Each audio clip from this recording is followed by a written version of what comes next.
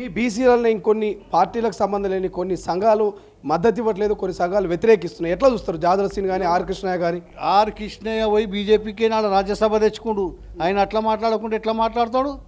ఏం మాట్లాడుతారు? జాజుల జీజాలు ఇప్పుడు చేసింది ఎవరు? కాంగ్రెస్ పార్టీ చేస్తుంది.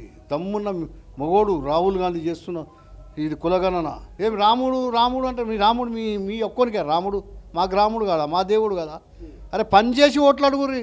సంవత్సరానికి 2 కోట్ల ఉద్యోగాలు ఇస్తాను. ఇచ్చినారా? మోదీ ఇచ్చిండా? ఏం మాట్లాడు? సబ్జెక్ట్ మీద రమ్మనాలను. ఇప్పుడు బండి సంజయ్ కొట్టి ఓట్లాడే అలవాటు అయిపోయింది.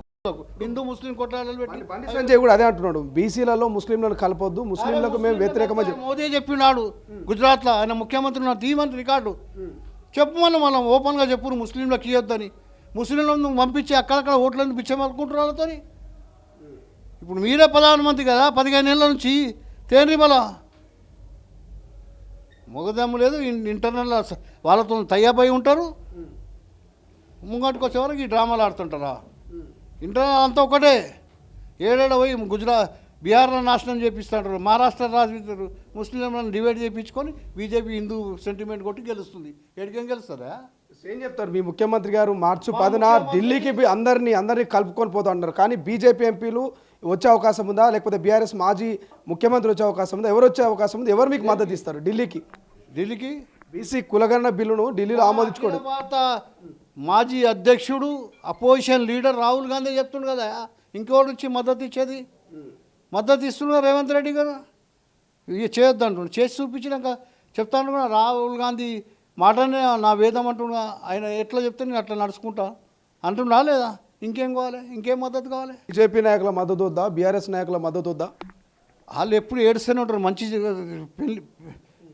మంచి పనులు శుభం జరుగుతుంటే అపశుభం పలికే వీళ్ళంతా. కాంగ్రెస్ ఓట్ల కోసము సీట్ల కోసమే బీసీ కులగణన బీసీల మీద ప్రేమ చూపిస్తుందా, లేకపోతే నిజంగానే బీసీల మీద ప్రేమ ఉన్నదా? ఎలక్షన్ ఉన్నదా? 10 ఏళ్ళు ఓటర్ వాళ్ళు ఇచ్చి రాష్ట్రాన్ని వచ్చి ఏడాది కాలే. ఇవన్నీ ఓట్ల కోసమా? ఓట్ల కోసం చేసి ఉంటే దేశం గురించి ప్రాణాలు అర్పించి దేశంతో స్వాతంత్రం తెచ్చిన పోరాడి తెచ్చిన జైళ్ళల్లో మక్కింది మోతీలాల్ నెహ్రూ లే ఈ బీజేపీ కూడా మొక్కిండా? బీజేపీ జైల్లో ఉన్నాడా? దేశ స్వాతంత్రం గురించి ఉన్నాడా? ఎవరు లేడు. దేశానికి ప్రాణాలు అర్పించిన కుటుంబం, ఆ కుటుంబం అందరూ అన్ని వర్గాల ఆ రోజుల్లోనే చేసిండ్రు. వీళ్ళు ఏది వాళ్ళ ఇంట్లో ఒక గోరుబి కోసుడు పోలే, ఒక ఏలు పోలే మాట్లాడతారు. అడ్డగోల నోటికి వచ్చినట్టు మాట్లాడేది ఒకటి నేర్చుకోరు. సెంటిమెంట్ కొట్టేది ఒకటి నేర్చుకోరు. మేము వాళ్ళకన్నా స్వచ్ఛమైన హిందువులం. మేము ఆర్టిఫిషియల్ హిందువులు. అమైందా? మేము స్వచ్ఛమైన హిందువులం, స్వచ్ఛమైన సెక్యులరిజం. అన్ని వర్గాలను, కుల మతాలు అన్ని వర్గాలను కలుపుకోవే ఏకతత్వం. మీరు భజన మీద చెప్తారు, లోపలికి కలిసి ఉంటారు వీళ్ళు. కానీ కాంగ్రెస్ ముస్లిమ్స్కి ఎక్కువ ప్రిఫరెన్స్ ఇస్తుందని ఒక ప్రచారం అయితే పెద్ద ఎత్తున జరుగుతుంది. దీన్ని ఎట్లా చూస్తారు? బీజేపీ ప్రధానంగా ఈ ఆరోపణ కూడా చేసింది అనేక మార్లు. అది మళ్ళీ కుల్లా చెప్పమను అని మీరు సంకలేసుకొని తిరుగుతారు కదా ఒక్కొక్కళ్ళని. వాళ్ళకి తెలియదాయా?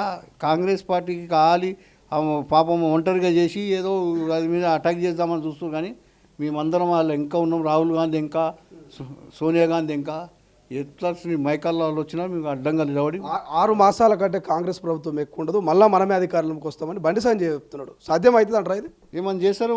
ఉన్నది కదా ఆడ అన్ని రాష్ట్రాల్లో అట్నే చేస్తారు కదా.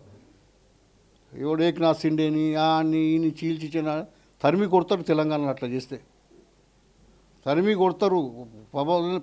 ప్రజలు ఎన్నుకున్న ప్రభుత్వాన్ని కులవస్తే పుట్టగతులు ఉండవు బీజేపీకి రాష్ట్రంలో. నేను చెప్తున్నా, ఓట్లేసి గెలిపించురు. 10 సంవత్సరాలు నానా ఇబ్బందులు పడి ఈరోజు కాంగ్రెస్ ప్రభుత్వం వస్తే దాన్ని కూలగొడతారా? మీరు ఎట్లకైనా గెలిచిరా? మీరు అంతా రాముని పేరు మీద, హిందువుల పేరు మీద. హిందువులు ఇలా జాగిరా? హిందువులు రాముడు ఇలా జాగిరా? రాముడు అందరి దేవుడు, అందరు హిందువులు అనేటువంటి దేవుడు. అందరం కొనియాడుతాం మేము. నా పేరే అంజన్ కుమార్, ఆంజనేయ స్వామి.